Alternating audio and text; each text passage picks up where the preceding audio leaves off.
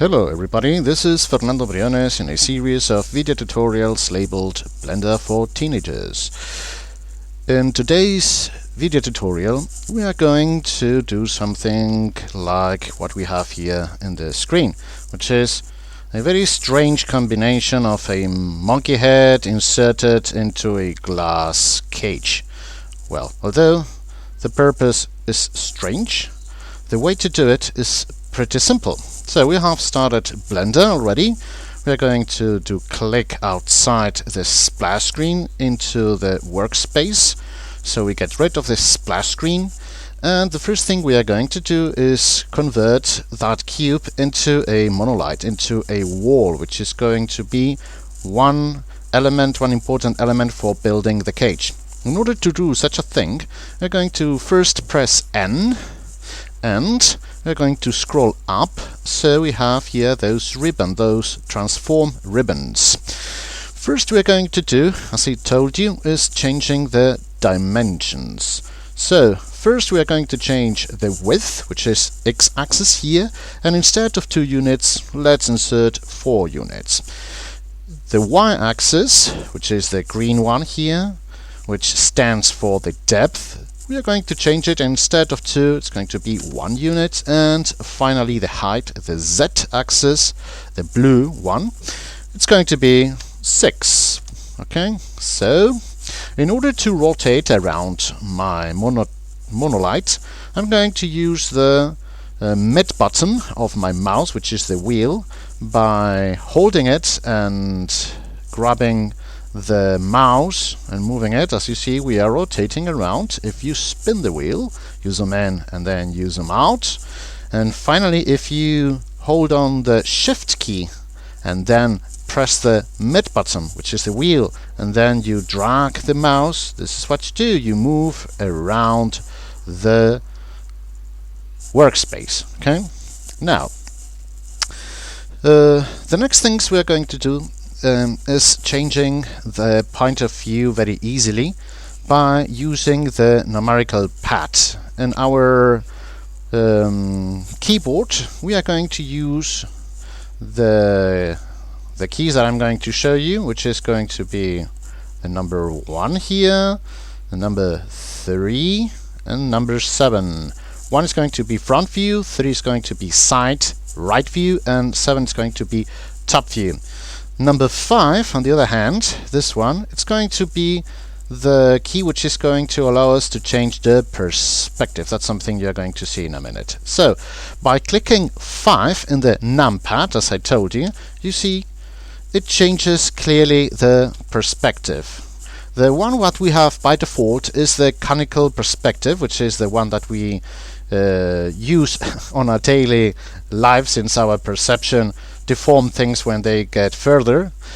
And we are going to switch to axonometric orthogonal, which, as you see, allows us to have a better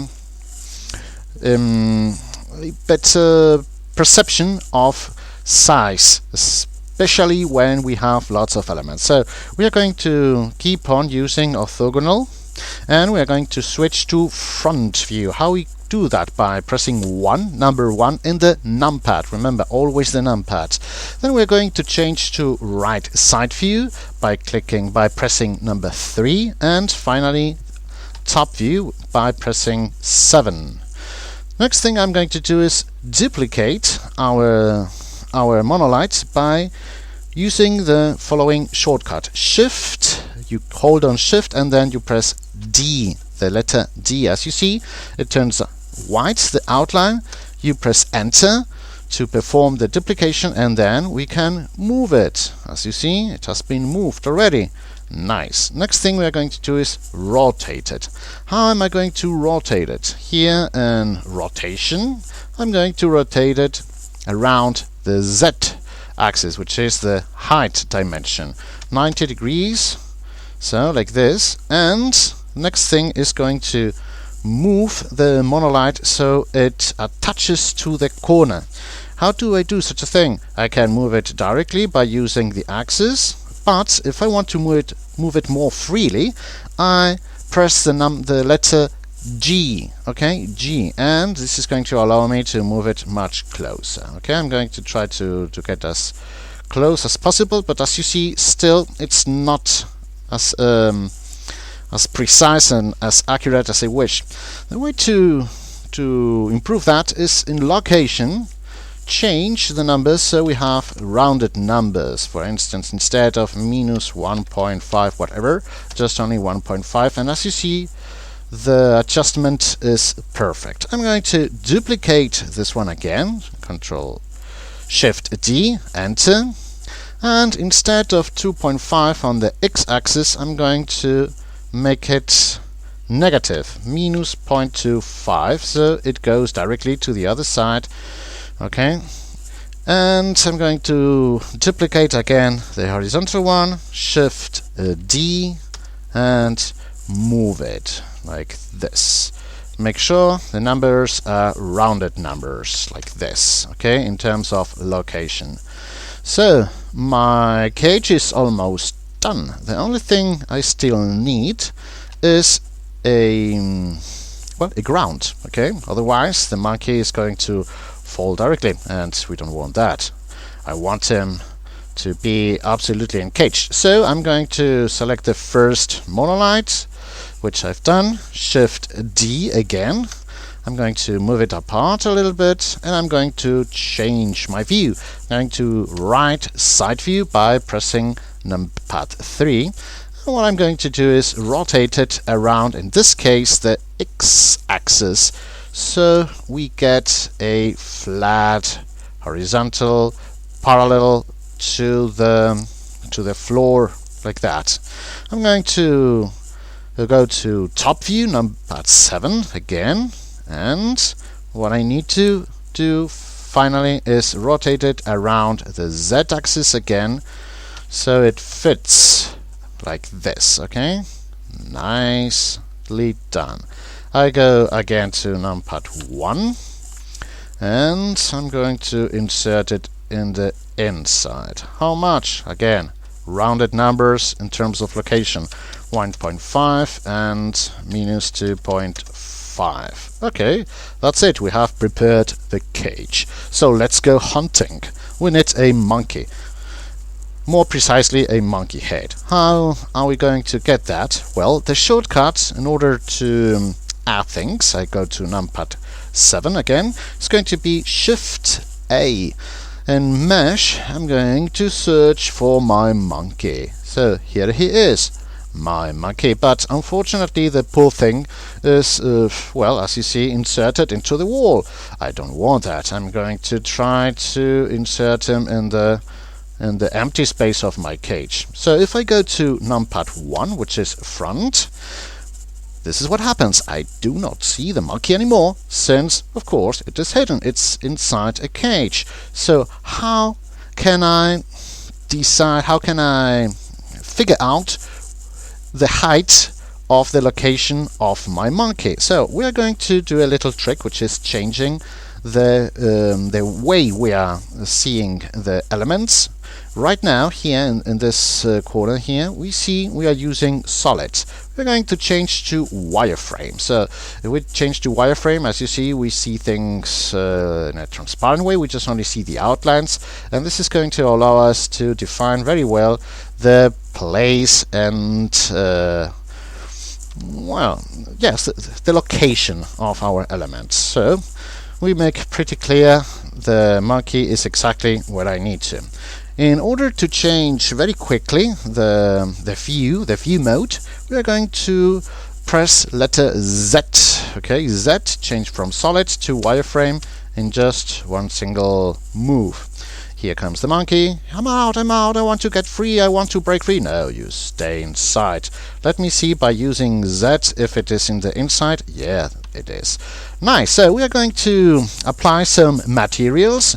As I decided before, it's going to be a glass reddish color, and before even starting applying those materials, we are going to change the renderer. What is it? A renderer? The renderer is the machine by which the computer decides the lighting, the color, the density of materials and all that stuff. And we're going to change from the default one, which is Blender, to cycles. Let me see, cycles. Why cycles? Cycles is a little bit more, how would I say, sophisticated, and it's more modern, and it's, well, general terms, it's better. Okay, so since we have selected by using the right click of the button one of the monolights, I'm going to show you the material ribbon, which is this one. You see here this circle, and it's going to allow us to start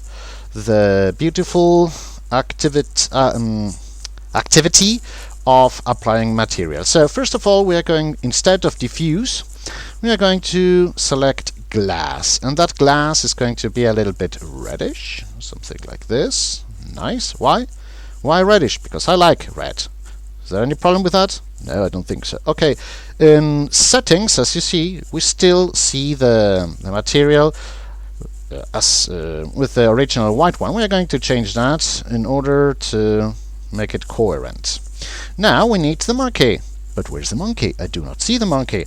Of course, you know, we can change directly by using Z and selecting the monkey on a wireframe view, or maybe instead of using directly the mouse, I can select the elements by using the list. As you see, the monkey has a name. In this case, it's called Suzanne. Why? I don't have the slightest idea why the creators of this program called the monkey Suzanne. The rest of the monolights are named, you see, with very odd names, just like cube 001, 002, and so on. So we select Suzanne here on the list, and we are going to apply a different material. Which one? Diffuse. It's very odd, it's very simple. Let's change again to solid. We are going to use something very special, which is emission. We are going to convert our monkey head into a light bulb. Strength 1, we're going to change it to 4, so it's very brilliant, and we're going to change also the color of the bulb. So it's going to be a yellowish color. Now, next one, we go numpad 1, and we are going to add a kind of ground to everything, not just only to the cage. How are we going to do such a thing? Again, Shift A, and we are going to select plane. Okay, plane, we are going to put it down, the plane, here it comes. Let's switch to numpad 7, so we see it from the top, and we're going to scale it up a lot.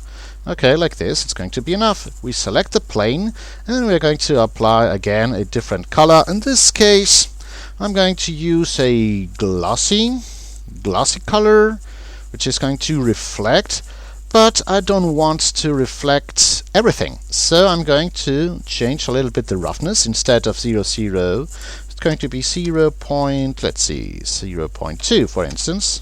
It could be nice.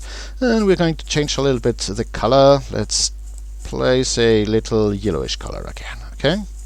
Now, what we need finally is to change the lightning. Okay, the light of the scene, and for that we're going to select, as you see here in the list, lamp. Right now, lamp, it's defined as a point. Well, we are going to change it to sun, which is going to be a more natural light source. And by activating use nodes, we will be able to change a little bit the color of the light rays and also the strength. Let's put it to 5. Okay, it's going to be nice. So finally, let's go to the camera. Since we are going to do a render, which is basically a photograph of this scene, we need a camera. In order to do a photograph, we need a camera. And the camera is here, is this odd, strange object here. So what we would like to is, of course, see what the camera sees. And how can we do such a thing? By using numpad 0. Numpad 0, again. Remember, we are using only those numbers here, and we are going to use 0. Okay, so by numpad 0, this is what we have. We see exactly the frame that we are going to get the picture we're going to get on the camera. So I would like to move a little bit the camera so we can see the whole cage. How can I do such a thing? Inside this menu, I go to View, here, this View, and activate Lock Camera to View. This way, by spinning the wheel, I'm going to zoom in a little bit, like this. Zoom in, zoom out. Here, nice. And we are going to have a whole picture of the scene. I'm going to select the plane and make it a little bit bigger again. That would be nice, something like this. Good. And change it so we can see a little bit of the horizon line on the background. Finally, we are going to change the color of the sky, okay? And how do we do such a thing? We go to this ribbon here, which is the world ribbon. Here we see a little world, and as you see here on surface, we are going to activate now nodes, and we're going to change this gray, absolutely odd color, and we're going to change it for a more, more bright color, like something like this, a yellowish color again. Well, why not? A yellowish color. It's going to be nice. And finally, we are coming to the end, which is going to be the render. How do we render? How do we get a picture, a photograph of that? Here, this ribbon, you see a camera, and that's not by chance. In fact, we will be able to change here the values of the size of my camera. If we, change those numbers, the film, so to say, the film is going to change. We're going to leave it as it was by default, 1920 pixels. We're going to leave it on 50% right now, since I do not want to spend too much time rendering.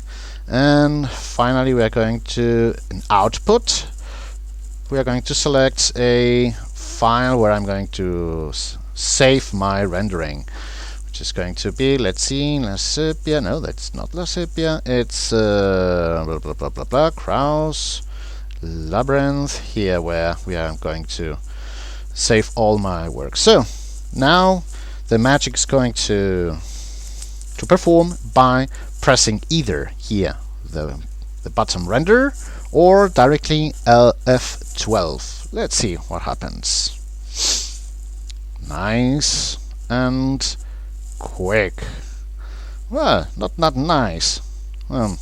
Possibly we should change a little bit the color of the sky, and of course you see the ground plane, it's a little bit beneath the cage, which is rather floating, which is a little bit strange.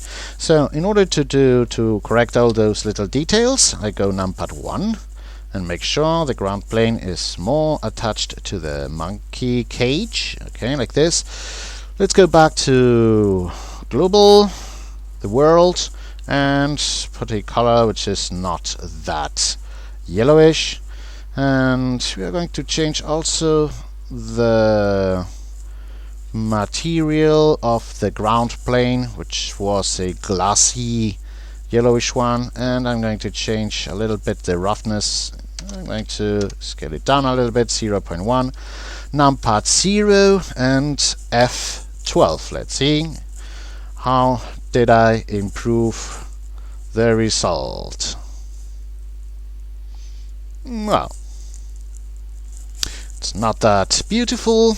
I need to change a little bit so we can see it a little bit from above. Let's see if we are able to see the monkey, something like this, and F12 again. Well, you get the idea, which is the purpose of this video tutorial. Nice. See you on the next video tutorial. Bye.